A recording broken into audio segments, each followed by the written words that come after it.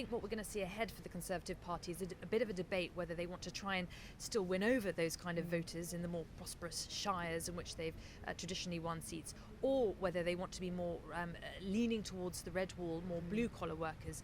And indeed, we've seen a trend in Western countries in recent years for more right-wing parties to pivot more to lower earners. So there's a real battle ahead in the Conservative Party about its future direction.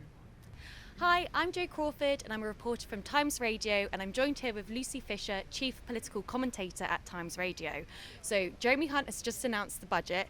Tell me, what would be the key takeaways from this budget? Well, firstly, he talks us through what the OBR, the Office for Budget Responsibility, which is an independent watchdog, government can't lean on it to influence the numbers, is saying about the economy. Now, it's got some pretty bad news, which is that the economy is in recession and it's going to get worse. It's going to shrink by 1.4% next year. Also, we learned from Jeremy Hunt, inflation this year will average out at about 9.1%, and next year will still remain quite high, though not quite as high, at 7.4%. So that's a little bit about the economic backdrop to the autumn fiscal statement we've seen rolled out today. Now, when it comes to tax, the bad news comes mainly for higher and middle earners. So for the highest rate of income tax, in which 45 pence in the pound is taken by the government, the threshold at which that is levied is going to lower. So previously, if you earned £150,000, you'd start to pay that 45 pence rate. That's going to be lowered to £125,000 thereabouts. There's also going to be a removal of the allowances for capital gains tax and dividend tax, which will also hurt wealthier people. It's better news, although still very difficult times ahead for the poorest in society, but the government have gone some way to try and live up to their promised slogan of being fair and compassionate in agreeing to uprate benefits in line with inflation. We know inflation is now running at 11.1%, so that would have been left people behind if it hadn't risen as far as that, or the rate at which they set it, which is the September rate of inflation. The pensions triple lock is going to stay. Again, that means the state pension will rise in line with inflation. There's going to be cost of living payments to help the worst off with their energy bills, for example, which are going to continue to rise because the cap is going to get higher next year. And the minimum wage is also going to rise. So that only applies to people over 23. So younger people on the minimum wage won't be helped, but over 23-year-olds will see that rise to over £10 an hour. So do you think this is going to be able to tackle inflation?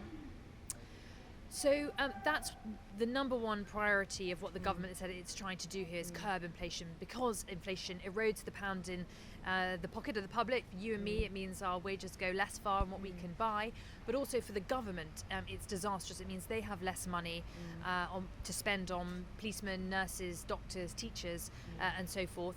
But also because we have a great deal of debt as a country, and because a lot of our debt is linked to inflation, we are particularly exposed compared with some other nations. So it means that when inflation goes up, we spend as a country a lot more on interest payments to service that debt. So that's why it's so problematic.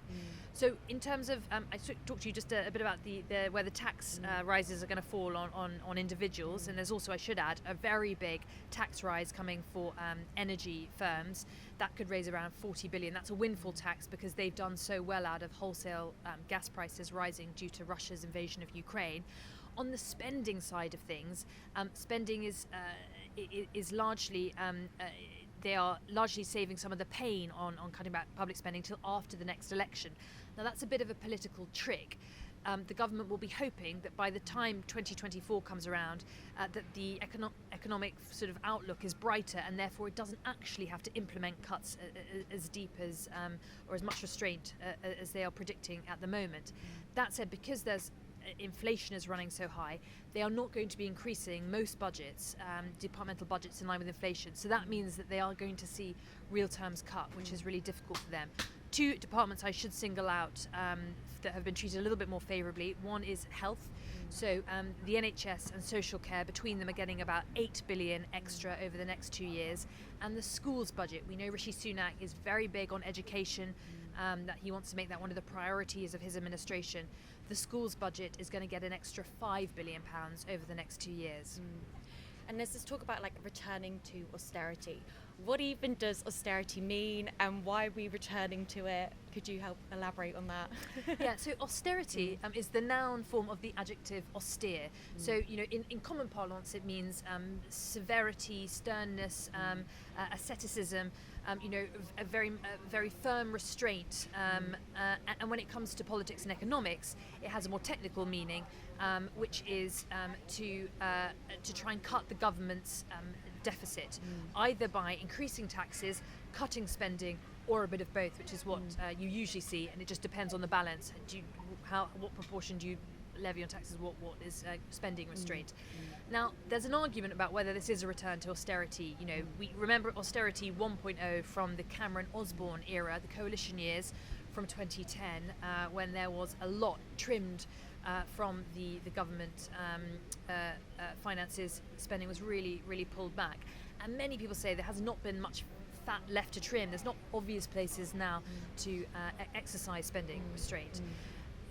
The government today says that this is not austerity. The budgets are still, for the main part, going up, even if not as much as inflation.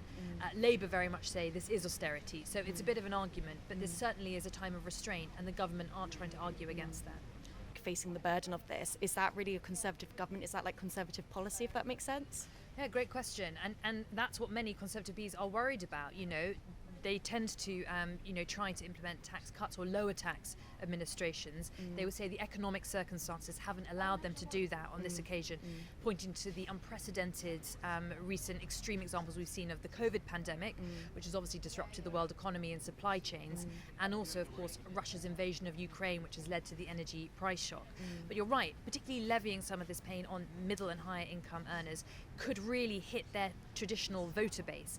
I think what we're going to see ahead for the Conservative Party is a bit of a debate whether they want to try and still win over those kind of voters in the more prosperous shires in which they've traditionally won seats, or whether they want to be more leaning towards the red wall, more blue-collar workers.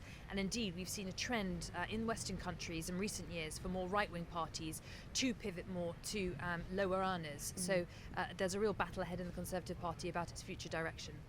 Amazing. Thank you so much.